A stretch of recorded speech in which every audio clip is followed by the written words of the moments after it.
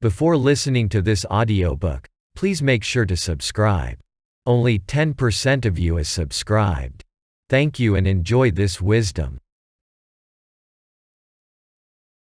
Spartan Discipline. Self-discipline. How to develop Spartan discipline, unbreakable mental toughness, and relentless willpower.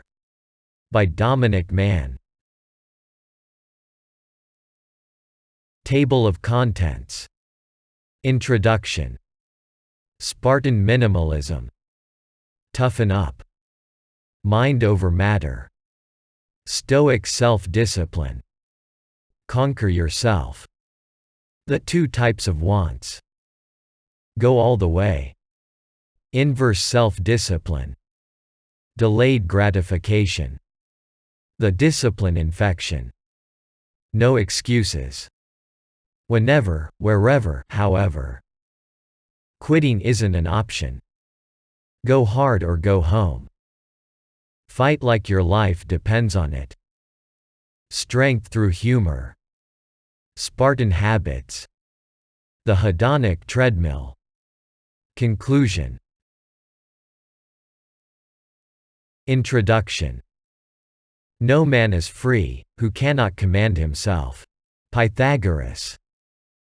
Through discipline comes freedom. Aristotle. In ancient Greece, it was widely accepted that a single Spartan warrior was worth at least 3 or 4 non-Spartan soldiers. In fact, the discipline of the Spartans was so legendary that they evoked the admiration of even their enemies. The famous Greek philosopher Diogenes, when returning from a trip to Sparta, was asked where he was going. Diogenes responded, "From the men's quarters to the women's." Similarly, the great Stoic teacher Musonius Rufus noted that the austere Spartan lifestyle made their very poverty more enviable than the king of Persia's wealth. Likewise, the prominent Greek biographer Plutarch wrote, "All Greeks know what is right, but only the Spartans do it." Today, the need for self-discipline is as important as ever, if not more so. You see, although counterintuitive, discipline is liberating. Self-discipline empowers us to pursue that which we truly desire, the achievement of our goals and the attainment of an exciting and invigorating life. A lack of self-discipline, on the other hand, leaves us succumbing to counterproductive and unhealthy urges that toss our lives in a direction we don't truly want. As Jim Rohn said, we must all suffer one of two things: the pain of discipline or the pain of regret. Contrary to Rohn's classification of discipline as a pain, I would argue that discipline is a delight. Once you get the ball rolling and build momentum, that is. As you develop discipline and progress ever more rapidly toward your goals, you will sense a growing tinge of euphoria flood your every moment. You will begin to feel like a Spartan warrior as you go about dominating your life and conquering your biggest goals. But the hardest thing is getting started and building that momentum. Unlike the Spartan warriors, we have not been raised in a society that makes a deliberate effort to develop our self-discipline. If we want to be self-disciplined, we have to develop and cultivate it within ourselves. Nobody else is going to do that for us. And so that is what this book is for, giving you the Spartan upbringing you never had. So dive right in and kickstart your development of Spartan self-discipline. Spartan Minimalism. The purposeful destruction of information is the essence of intelligent work. Ray Kurzweil. Our life is frittered away by detail. Simplify, simplify. Henry David Thoreau. Simplicity is the ultimate sophistication. Leonardo da Vinci. Self-discipline is not hard. It is only perceived to be hard. It's all an illusion, a matter of perspective. Having a cold shower requires no discipline for he who has no hot water system. Eating healthy requires no discipline for he who has no junk food in the kitchen. Being frugal requires no discipline for he who has no money. Obeying the speed limit requires no discipline for he who drives a Prius. One of the foundations upon which the discipline of the Spartans rest is their philosophy of simplicity over decoration and precision over expansiveness. The Spartans achieved discipline not through the exertion of willpower but through the development of laser-like focus. As Bruce Lee said, the successful warrior is the average man, with laser-like focus. Victor Hugo wrote The Hunchback of Notre Dame butt naked. Hugo would have his servant hide his clothes for a specified period of time in order to force himself to stop distracting himself and instead focus on his work. Herman Melville wrote Moby Dick while chained to his desk. Melville would have his wife chain him to his desk in order to force himself to buckle down and focus on his work. Carl Jung revolutionized the field of psychology by spending days of solitude in a small stone tower in the woods. No electricity, no running water, not even any carpet or floorboards. One might even say it was rather Spartan. During his periods at the stone tower, Jung had no choice but to focus on his work. Similarly, the Spartans streamlined and simplified their society to focus exclusively on their main goal: to produce the greatest warriors to ever walk the earth. Imagine how much you could achieve if you approached your life with this kind of Spartan minimalism. If you eliminated all but that which propels you toward your goals. One thing's for sure. You'd be a heck of a lot closer to your goals than you currently are, if not already successful. I have begun applying Spartan minimalism to my own life and have found that, as a result, my focus and productivity has soared. I wear the same simple clothes every day: dark shirt, jeans, and boots. I eat similarly simple foods: just meat, vegetables, and eggs. I have also completely eliminated unproductive habits from my life, such as YouTube, TV shows, and the mindless browsing of the internet, news, and social media. A visitor, visiting Sparta for the very first time, once expressed great surprise at the incredibly plain clothing of King Agesilaus II and other Spartans. Agesilaus remarked, "From this mode of life we reap a harvest of liberty." Simplicity breeds success. Keeping things minimal in non-essential areas of life makes room for massive achievement in the areas of life that you have decided are most important. Many of the world's most successful people have stumbled upon the value of focus through elimination, of simplicity and Spartan minimalism. Steve Jobs, Mark Zuckerberg, and Christopher Nolan all wear the same clothes every day. Just as the Spartans discovered over 2,000 years ago, these ultra-successful trailblazers have found that by simplifying their lives as much as possible, they make more room for the attainment of excellence. When questioned, Zuckerberg explained that wearing the same clothes every day frees him, or as Agesilaus would have said, reaps a harvest of liberty, to focus exclusively on how to best serve this community, Facebook. Likewise, Christopher Nolan explained that his Spartan approach to life, such as wearing the same thing every day, enables him to direct increased focus and creativity toward his craft, creating mind-blowing films such as Interstellar, The Dark Knight trilogy, and Inception. Although the Spartans didn't direct Inception, create Facebook, or invent the iPhone like the pioneers of today, who have nonetheless adopted remarkably Spartan approaches to their lives, The Spartans used this disciplined and minimalist approach to life to allow them to focus exclusively on becoming the best warriors in the world. Toughen Up. Luxury dilutes hunger. Robin Sharma.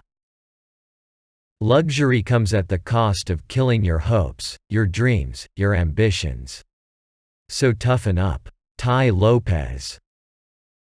The Spartans knew that full bellies don't plow fields. This fact of life is just as true today as it was during Sparta's heyday. In fact, in the technology industry, such as that of Silicon Valley, you come to quickly realize that the big companies aren't all that scared of each other. They don't feel truly threatened by other big companies. Sure, the so-called competition might take some market share from them, but nothing truly life-threatening to the company will come from that direction. Instead, the big players lose sleep over barefoot college dropouts working 18 hours a day, 7 days a week in a garage somewhere, eating nothing but ramen noodles. These ramen-eating, sleep-under-the-desk dropouts have the potential to put the big players out of business. Consider Apple, for example, although you see this trend with most big companies that originally started from scratch. In the late 1990s, Apple was on the verge of bankruptcy, so they brought Steve Jobs back. Facing imminent financial death, Apple had to take some serious action. They were in a situation not too dissimilar to that described by Sun Tzu in The Art of War. When you surround the enemy, always allow them an escape route. They must see that there is an alternative to death. In other words, be fearful of an enemy with no way out. Do not push too hard on enemies who are desperate. If you back them into a corner, they will lash out with all their strength, taking violent and unpredictable action. After all, they have nothing to lose. Back in the late 1990s, Apple was in the exact same situation, financially speaking. They were backed into a corner with no way out. So what they did was discontinue the majority of their products and pretty much start from scratch. They also tried some wacky things, such as making transparent computers that came in bold, bright colors. Heck, they even ventured outside of their own industry to start selling songs for 99 cents and make a music player that couldn't play CDs. As Apple started succeeding again, however, they became increasingly cautious. Nowadays they do little more than give their existing products minor facelifts every year or two. Remember, full bellies don't plow fields. Likewise, F. Scott Fitzgerald started his writing career with great hunger for success. In the military, he managed to write a 120,000-word novel, This Side of Paradise, in 3 months. He accomplished this awesome feat by working around his strict military schedule, writing through the night on a notebook he hid behind an infantry textbook. Fueling his hunger for success to even greater heights was the fact that the father of his would-be bride stipulated that he needed to have enough money to support her lifestyle before marrying. Upon becoming a literary success and striking fame and fortune, he wrote less, spent more time at parties, wasted most of his nights in town at the clubs, and lost all the hunger and self-discipline that had got him there in the first place. Unfortunately, but perhaps predictably, Fitzgerald's very success triggered a dramatic decline that took him all the way from being a hugely successful American icon to being a broke alcoholic who died in obscurity. Remember, full bellies don't plow fields. In Shakespeare's play, Julius Caesar, the following exchange takes place: Caesar, Antonius. Antony, Caesar, Caesar. Let me have men about me that are fat, sleek-headed, healthy-looking. Men and such as sleep o' nights, that sleep at night. Yond Cassius has a lean and hungry look. He thinks too much. Such men are dangerous. In other words, Julius Caesar, a man of extraordinary ambition himself, didn't trust Cassius because of his lean and hungry look. Caesar would feel less threatened were Cassius fat, lazy, and content. In fact, in Shakespeare's play, Caesar even goes on to say, "Would he were fatter. I wish he were fatter." Like the Spartans, Caesar knew that full bellies don't plow fields and wouldn't so much as dare to bite the hand that feeds them. The Spartans, unlike most people, knew better than to become fat, lazy, and content. Their disciplined way of life ensured, no matter how great their successes, they would always be lean and hungry, always performing at their best and wanting to better themselves. Never satisfied, constructively dissatisfied. Never ever fat, lazy, and content. After all, the Spartans knew that full bellies don't plow fields. They knew that luxury softens the soul. That luxury deadens one's energy and intensity. In fact, when King Agesilaus was asked what the greatest benefit Lycurgus, the creator of Sparta's constitution, conferred on his countrymen, he replied, "Contempt of pleasure." That said, this doesn't mean you should become a masochist. It means you need to form the habit of choosing delayed gratification over instant gratification. In the case of the Spartans, this meant choosing to become the greatest warriors to have ever lived over meaningless orgies and feasts. So toughen up. Be like a Spartan. Block social media. Throw out the batteries in your TV remote.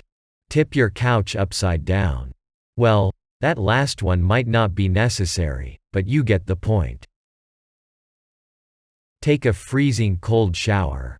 Hit the gym. Read books that will arm you with the knowledge you need to achieve your goals. Books such as Think and Grow Rich by Napoleon Hill. To conclude this section on toughening up, here is an excerpt from lectures by Musonius Rufus, the most respected Stoic teacher of the Roman imperial period. Consider the greatest of the lawgivers. Lycurgus, one of the foremost among them, drove extravagance out of Sparta and introduced thriftiness. In order to make Spartans brave, he promoted scarcity rather than excess in their lifestyle. He rejected luxurious living as a scourge and promoted a willingness to endure pain as a blessing.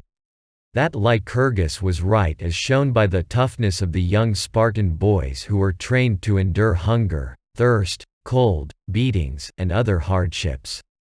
Raised in a strict environment, the ancient Spartans were thought to be and in fact were the best of the Greeks, and they made their very poverty more enviable than the king of Persia's wealth. Mind over matter. Rule your mind or it will rule you. Buddha. Whether you think you can, or you can't, either way you're right. Henry Ford. Your body can stand almost anything. It's your mind that you have to convince. Young Spartans started military training at age 7. They were taught to endure immense pain and came to learn that, as modern-day Navy SEAL instructors say, one's strength isn't in the size of their biceps.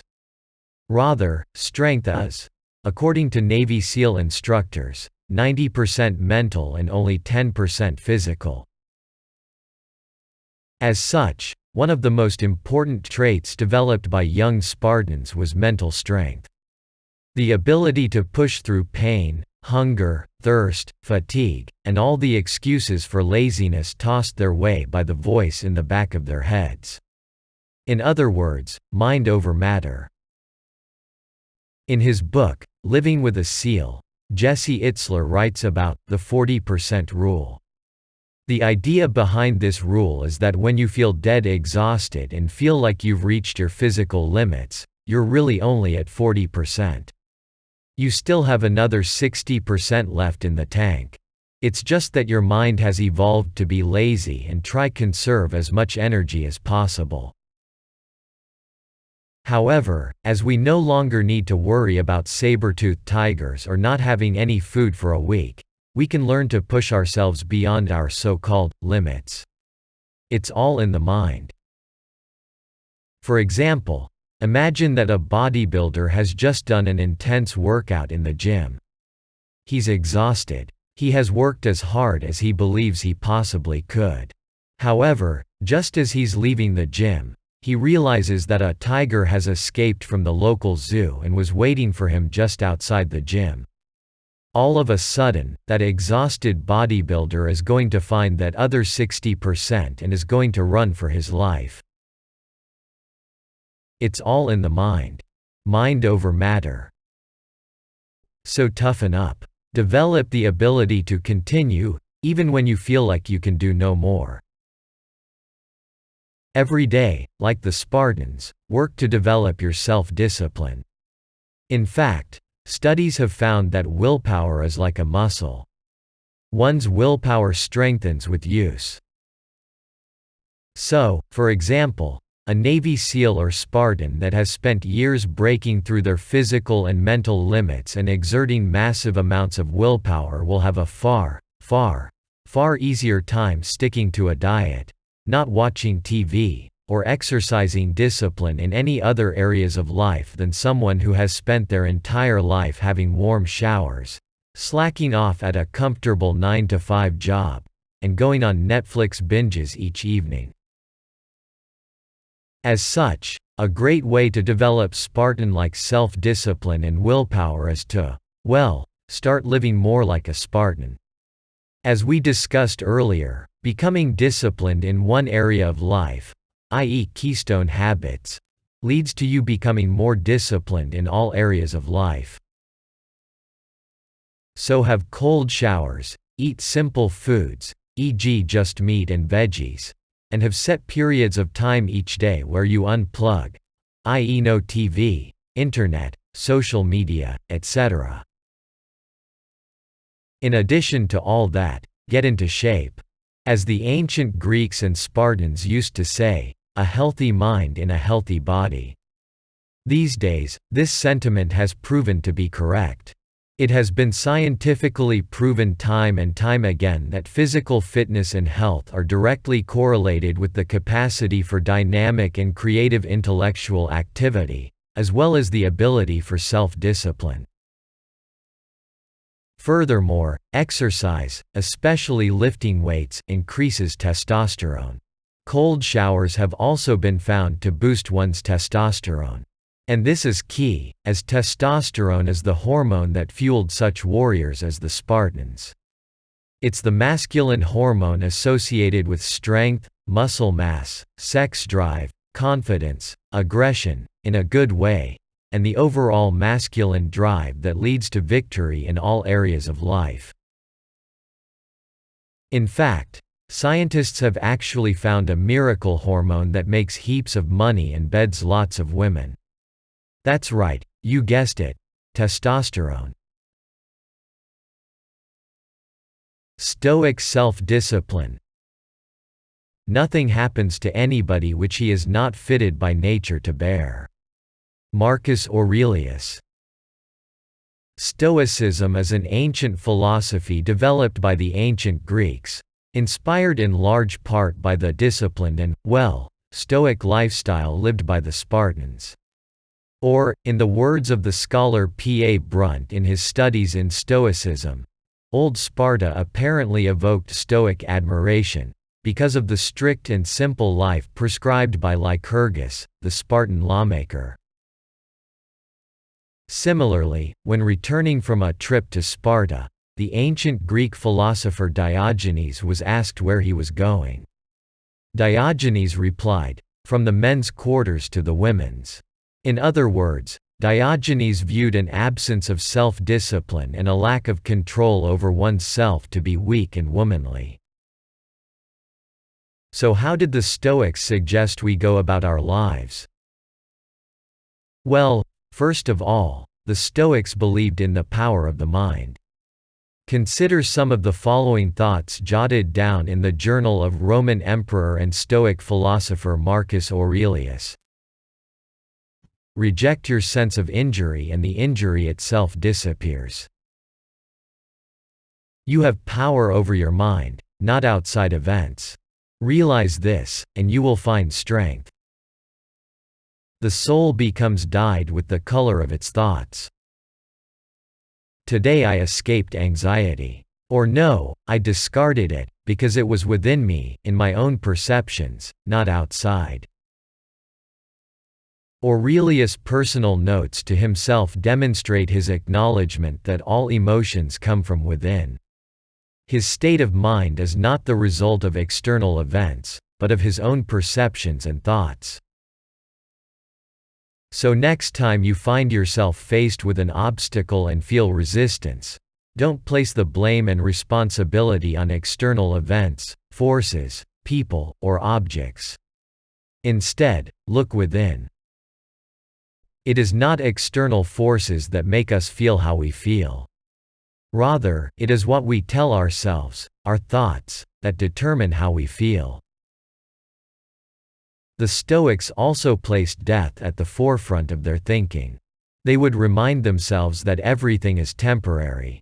Everything comes and goes. Nothing lasts forever, including one's own life.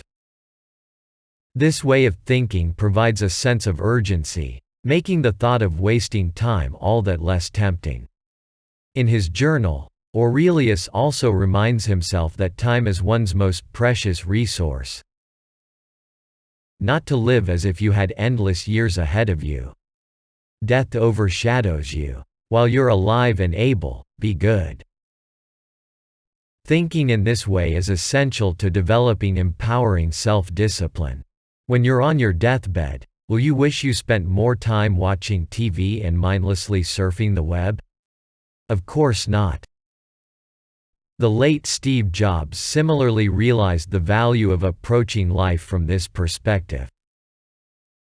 Remembering that I'll be dead soon is the most important tool I've ever encountered to help me make the big choices in life. Because almost everything, all external expectations, all pride, all fear of embarrassment or failure, these things just fall away in the face of death, leaving only what is truly important. Remembering that you are going to die is the best way I know to avoid the trap of thinking you have something to lose. Likewise, in his book, The 7 Habits of Highly Effective People, Stephen Covey lists Habit 2 as beginning with the end in mind. In other words, what do you want people to say about you at your 80th birthday party? What about your funeral? Will it be that you were always up with the latest gossip and great to talk to about the latest episode of The Bachelor? Or will it be that you did something meaningful with your life? Things that might not have been easy in the moment, but brought you more satisfaction than an undisciplined life could ever hope to experience. That you lived rather than compared, learned rather than criticized, and, most importantly, created rather than consumed. Finally, let's finish this section with something said by Muhammad Ali, the greatest boxer of all time, when it comes to self-discipline and mind over matter. I hated every minute of training, but I said, don't quit. Suffer now and live the rest of your life as a champion. And he did. He lived the rest of his life as a champion. As the greatest of all time. And, speaking of Stephen Covey's Begin with the End in Mind, Ali's funeral drew U.S. presidents, incumbent Turkish president, and over 14,000 others. Conquer yourself. Through every generation of the human race there has been a constant war, a war with fear.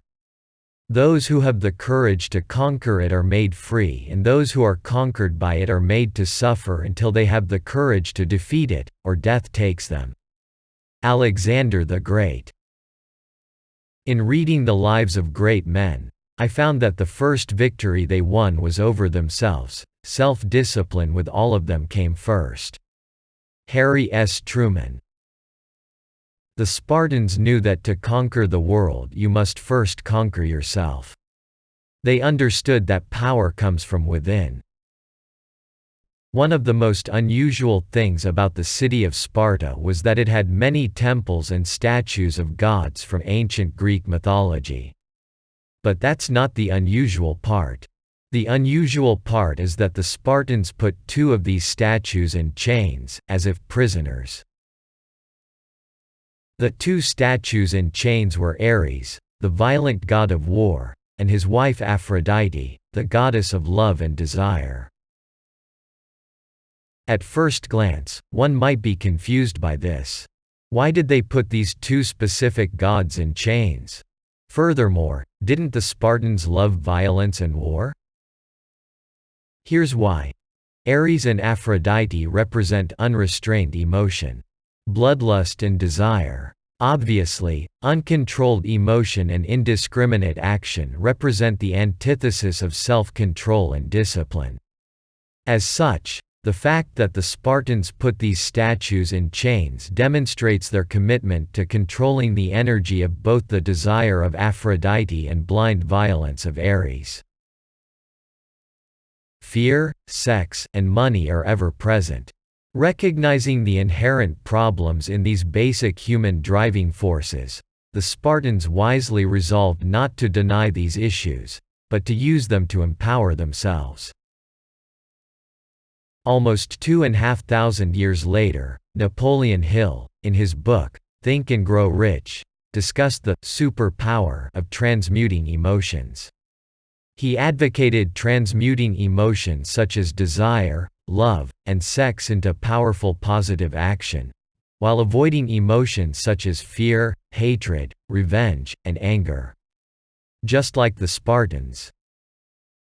Hill says that powerful emotions, such as those represented by Ares and Aphrodite, cannot, and should not be submerged or eliminated, but should instead, be given an outlet through forms of expression which enrich the body, mind and spirit.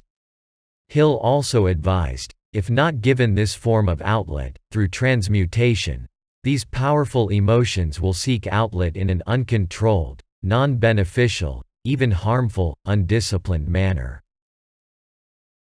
So transmute powerful emotions into positive, powerful action. Turn your nervousness into excitement. Turn your sexual energies into an intense workout or creative effort. Like the Spartans, don't allow your emotions to conquer you. Instead, conquer your emotions. Use your emotions as a tool rather than becoming the tool of your emotions. Chain your emotions like the Spartans and use them to make you all the more powerful. The 2 types of wants.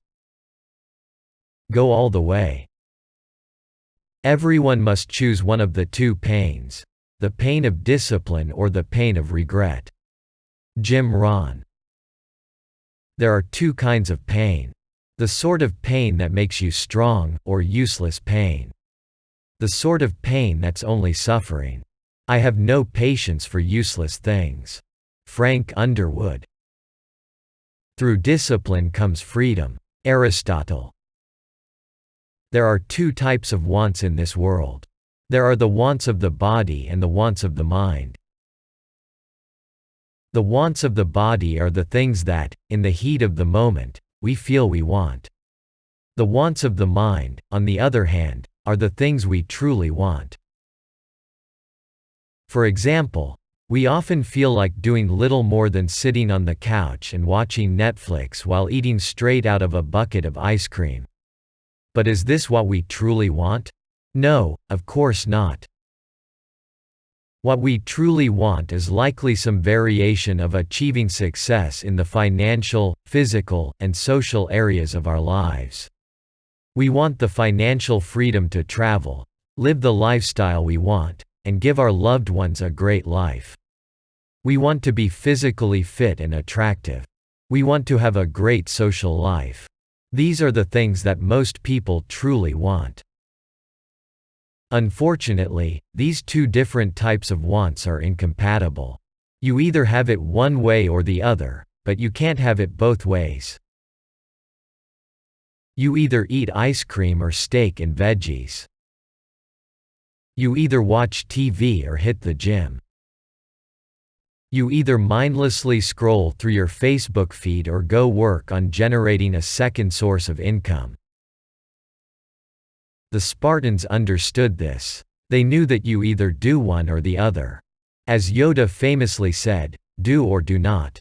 There is no try." In my own life, I have found this to be so true you wouldn't believe it. If you want to accomplish something, you need to either go all in or all out. Take it to the extreme. Be hardcore. Be unrelenting. By failing to be 100% committed, extreme, hardcore, relentless, exceptions get made. The occasional bit of junk food. The occasional skipped gym session. And before we know it, these exceptions become the norm. They become increasingly regular until the point is reached where progress ceases. Things go back to how they were. Goals remain unfulfilled. The highly counterintuitive secret to godlike self-discipline is to take things to the absolute extreme. It's easier to do something 100% of the time than it is to do something 98% of the time. Serious. This mindset was one of the hallmarks of Spartan society. They were unrelenting. They were hardcore. They took things to the absolute extreme and allowed themselves no exceptions. They had the self-respect to not make excuses for themselves.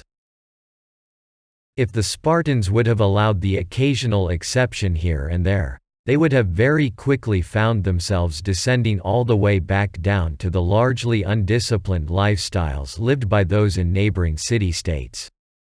Perhaps they would have allowed themselves the occasional massive orgy and some several dozen-course feasts, requiring self-induced vomiting to continue eating, like the Romans. Before realizing it, Sparta's dreams of producing the world's greatest warriors would be little more than a distant memory. A painful regret. As Charles Bukowski, the American poet, wrote in his poem Roll the Dice, "If you're going to try, go all the way. Otherwise, don't even start."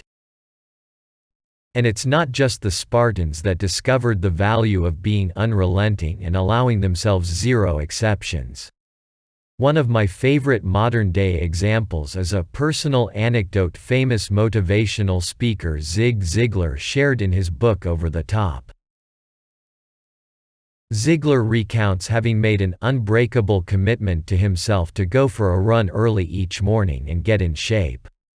However, one day, after having flown out to Seattle to give a talk and then flying back home on the same day, he found himself going to bed at 4 a.m. so obviously he just skipped that day, right? Wrong. In his own words, he said he knew that if I made an exception and slept in because I was tired and sleepy, it would be easier to make an exception the next time, and I knew that the exception often becomes the rule. The commitment goes out the window. Ziglar later goes so far as to say, exceptions are the most dangerous things that we have to deal with in our lives, and even refers to smokers and alcoholics who make an exception and have just one drink, with tragic results. Inverse self-discipline. The good is mostly in the absence of bad. Ennius. Self-discipline is almost universally viewed as an act. This view is largely incorrect. Self-discipline is less about doing and more about not doing. More often than not, as Ennius said, good is in the absence of bad. You see, there are two routes to improvement. You can either do more good or do less bad. You can do something better or you can make less mistakes. For example, in his book Anti-Fragile, Nassim Taleb mentions that Warren Buffett's investment strategy is more about avoiding bad investments than it is about trying to somehow magically predict the future to see what companies will do well. You can apply this Spartan principle in your own life by realizing that self-discipline is more about what you don't do than it is what you do. Instead of searching for a miracle workout, focus on never missing a gym session. Instead of sporadically attempting the latest fad diet, focus on not eating unhealthy foods. Put simply, to make big gains, avoid tiny losses. This Spartan approach to discipline, improvement by subtraction, was perhaps best exemplified when a visitor to Sparta, unfamiliar with their philosophy of excellence through discipline, questioned why they put their fields in the hands of the non-citizen peasantry, basically slaves. After all, wouldn't it be better to cultivate the fields themselves? Anaxandrides, one of the kings of Sparta at that time, Sparta had two kings with equal power in order to avoid tyranny, explained, "It was by no taking care of the fields, but of ourselves, that we acquired those fields." This quote is so powerful because not only does it show the Spartan culture of self-cultivation, self-help before it was cool, but it also shows just how serious the Spartans were about focus. Too often we get caught up in trying to do everything ourselves. I often hear of people spending an hour walking home in order to save a $5 cab fare. Or of someone spending their entire Saturday mowing the lawn to save $20. Unless you only earn a couple of bucks an hour, it just doesn't make sense, and this was something the Spartans realized. There were better things they could be doing with their time. They could spend that time, energy, and effort perfecting their skills. The key to their excellence was that they did one thing and did it terribly, terribly well. This disciplined and focused approach to excellence led to the Spartans becoming one of history's most efficient and feared military forces. Indeed, in the ancient world, it was commonly accepted that one Spartan was worth several men of any other state. Delayed gratification. The ability to discipline yourself to delay gratification in the short term in order to enjoy greater rewards in the long term, is the indispensable prerequisite for success. Brian Tracy. The Spartans were very familiar with the distinction between instant gratification and delayed gratification. They understood that short-term pain leads to long-term gain and glory. That difficulty and hardship leads to growth, both physically and mentally, while luxury and comfort leads to stagnation and atrophy. Growth, improvement, and long-term happiness are found outside of one's comfort zone. Just as a sapling repeatedly exposed to harsh storms grows to be made of stronger and tougher wood than a sheltered tree, so do humans grow through great struggle and adversity. So follow the example set by the Spartans. Love challenges. Embrace hardship. Welcome difficulty with open arms. This is how we grow. Just as one must repeatedly and mercilessly tear down their muscle fibers to grow strong. The discipline infection. Now, let's take a look at one of the most effective ways we can develop Spartan discipline in our own lives. One of the most readily apparent aspects of Sparta is that discipline filled all aspects of Spartan life. Kids would make beds out of reeds with their own bare hands. By law, Spartans were only allowed to build their homes using an axe and saw. No other tools were allowed. Food was simple and clothing basic. Then, of course, they had their intense military training. For the Spartans, self-discipline wasn't just a means to an end. a way to achieve their goal, it was the end. It was a lifestyle, a way of life. In recent times, science has found the reason why the Spartans' all-encompassing approach to self-discipline was just so damn effective. You see, self-discipline is contagious. It starts a domino-like effect. It conforms to Newton's first law of motion, that objects in motion stay in motion and objects at rest stay at rest. That's why you see many people that live very disciplined lives and many people that live very undisciplined lives, but few in between. Recently, studies have found that starting an exercise routine leads to people becoming more disciplined in all areas of life, even the areas of life that have absolutely nothing to do with the exercise routine. The study participants started, of their own accord, saving more money, smoking less, and studying more. In his book, The Power of Habit, Charles Duhigg refers to this phenomenon as a keystone habit. According to Duhigg, forming one positive habit, such as exercising, making your bed, or getting up early, leads to everything else falling into place. One good, keystone habit leads to many good habits without all those positive habits needing to be formed individually. Additional studies have also found that it's not just exercise that leads to increased discipline across the board.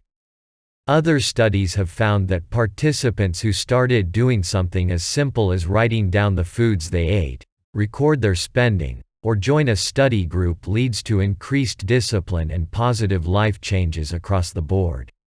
Less alcohol, less smoking, healthier eating, more exercise, increased saving, more studying, and the list goes on.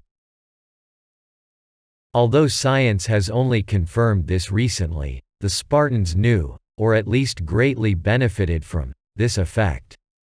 For the Spartans, intense self-discipline in one area of life led to intense self-discipline in all areas of life. Likewise, you will notice this very same Spartan phenomenon readily apparent in the lives of today's ultra-successful. Many of the world's top entrepreneurs, CEOs, and world leaders exercise regularly, eat healthy, educate themselves, and so on. Consider this. 2 out of every 3 Americans are considered to be overweight or obese. And yet, somehow, I can't think of any fat US presidents, tech entrepreneurs, politicians, or top CEOs. I'm sure that somewhere there might be 1 or 2, but it is certainly not 2/3 of them as it is in the general population. This dramatic and statistically impossible asymmetry between obesity in the general population and amongst the ultra-successful and powerful is due to this one fact of life that the Spartans realized all those thousands of years ago. Being disciplined in one area of life leads to discipline in all areas of life. When you were starting this book, you were probably bracing yourself for all the pain and willpower exertion you thought would be necessary to develop Spartan-like self-discipline. Fortunately, this is not the case, as the Spartans themselves demonstrated. The more effective approach is to develop discipline in one key area of life. I would suggest developing a powerful exercise routine. Perhaps hit the gym 3 times a week, to allow muscle recovery and growth on rest days, or do high-intensity interval training each morning, i.e. hard sprinting for 40 seconds followed by 20 seconds of jogging or walking, repeated for a period of between 4 and 30 minutes. However, as other studies have shown, your keystone habit does not necessarily have to be exercise-related. No excuses. Whenever, wherever, however. The Spartans never made excuses for themselves. They fought just as well in pouring rain as they did in scorching heat. This is perhaps best exemplified by the fact that, when facing an enemy, the Spartans used to ask, not how many, but where. The ancient Greek historian, Plutarch, wrote the following about this particularly Spartan attitude. When the Spartans used to ask about the enemy, it was not important how many there are, but where the enemy was. The Spartans weren't concerned about how large the opposing force was. After all, they can't change that. They instead have the attitude of, let's go get him, boys. Imagine how much better one's life would be with this sort of attitude. Rather than skipping a workout because, oh, it's raining, or, I had a bad day at work, or, I'm tired, I'll do it tomorrow, a Spartan would just buckle down and it anyway with his, not how many, but where, attitude. Instead of listing excuses and finding reasons you can't do something, i.e., how many soldiers does the enemy army have? Just buckle down and figure out a way to do it, i.e., where are they? Let's go get him, boys. There is always a way to do something if you truly want to do it. If you want to get fit but don't have a gym, you can do pull-ups on the swing, or even a tree, in the park and do some push-ups in your bedroom. If you don't have time to work on a side business or write that novel you've always been meaning to write, take your laptop on the bus or train ride to work and type away. If you don't have time to read books that will help you achieve your goals, listen to audiobooks in the car. If you don't have time to learn a new language or study and become an expert in your industry, wake up an hour earlier. Be a Spartan. Ask, not how many, but where. Quitting isn't an option. Spartans were taught never to retreat, never to surrender. Taught that death on the battlefield in service to Sparta was the greatest glory he could achieve in his life. Delios, 300. How many times have you given up on something because it was too hard? Probably more times than you can count. In his book, The Warrior Ethos, Stephen Pressfield writes the following. Warrior cultures, and warrior leaders, enlist shame, not only as a counter to fear but as a goad to honor. The warrior advancing into battle, or simply resolving to keep up the fight, is more afraid of disgrace in the eyes of his brothers than he is of the spears and lances of the enemy. Although brutal, this pushed soldiers to achieve what they didn't think possible. Imagine how much you could achieve if anything less than leading the life you know you should be and living at the apex of your abilities were intensely shameful. Spartan Up. Eliminate giving up from your list of options. Go hard or go home. I firmly believe that any man's finest hour, the greatest fulfillment of all that he holds dear, is that moment when he has worked his heart out in a good cause and lies exhausted on the field of battle, victorious. Vince Lombardi. Spartans left it all on the battlefield. They had a saying, "Come back with your shield, or upon it." In other words, either come back with your shield in hand, victorious, or come back with your dead body upon your shield. Victory or death. They would either come home victorious or die trying. Whatever it is you are doing, push yourself to the limit. Give it your absolute all. Fight like your life depends on it. In ancient Greece, it was widely accepted that one Spartan soldier was worth at least 3 to 4 men from any other city-state. This wasn't due to magic, genetics, or any other such typical excuses made by the inferior. The reason that the Spartans were so superior to men from other ancient city-states was due to the fact that the Spartans trained and fought like their lives depended on it. In Sparta, men did nothing but train to be the best warriors on earth. Remember, as Bruce Lee said, the successful warrior is the average man with laser-like focus. On that same note, Bruce Lee also said, "I fear not the man who has practiced 10,000 kicks once, but I fear the man who has practiced one kick 10,000 times." And that's just what the Spartans did. Meanwhile, the so-called soldiers from outside Sparta did all sorts of things. They had day jobs, so to speak.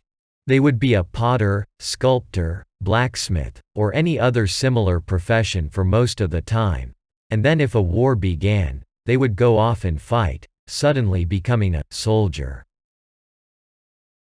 The Spartans, on the other hand, focused very intensely on only one thing: being the best possible soldier. As a result, they were far superior in every way. So how can you apply this in your own life? Firstly, narrow your focus. Choose mastery over being a jack of all trades, and master of none, as they say. One example, albeit a tiny one, is putting your phone away when you hit the gym. Same goes for watching TV when exercising. Seriously, leave it in your bag. You reckon a Spartan would have been gaping at his phone between sets? No, of course not. Because the Spartans knew that you need laser-like focus, and that you can't give it your all and dominate whatever it is you're doing if your mind is elsewhere. Otherwise, you're just like the potter who calls himself a soldier. Focus with the raw, undiluted intensity of an iron-cutting laser. Do one thing at a time, and give it your all. As shown by the Spartans, intensity defeats extensity. Strength through humor. Self-discipline can be hard, especially when starting out. However, there's a cure, well, maybe not a cure, but at least a partial painkiller, for hardship: comedy. Humor. It's the best way to confront reality as it is.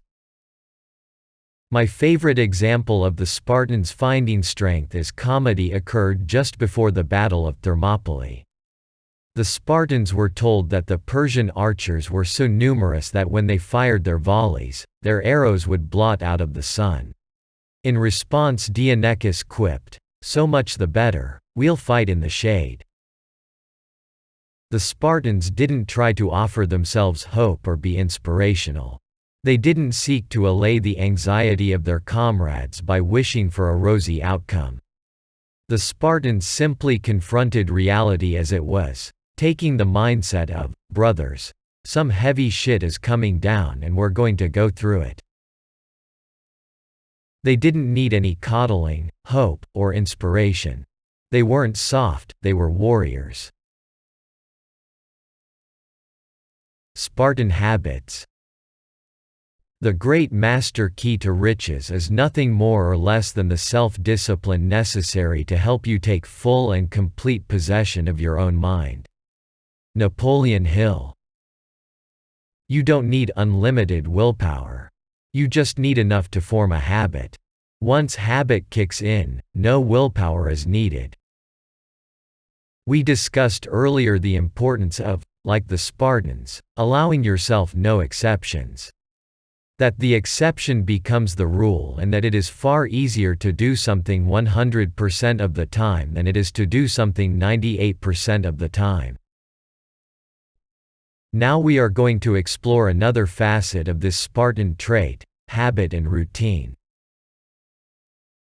When I first set about reforming my life, such as waking up early, not watching TV shows and YouTube, nor mindlessly browsing the web, eating healthy foods, exercising regularly, reading more, and so on, it was hard. The food tasted bad. I didn't like eating lots of vegetables. Preferred chocolate chip cookies to almonds and sugary drinks to water or tea.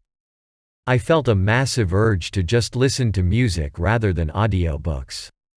I wanted to watch YouTube and TV shows rather than work out or put in the effort necessary to generate another source of income.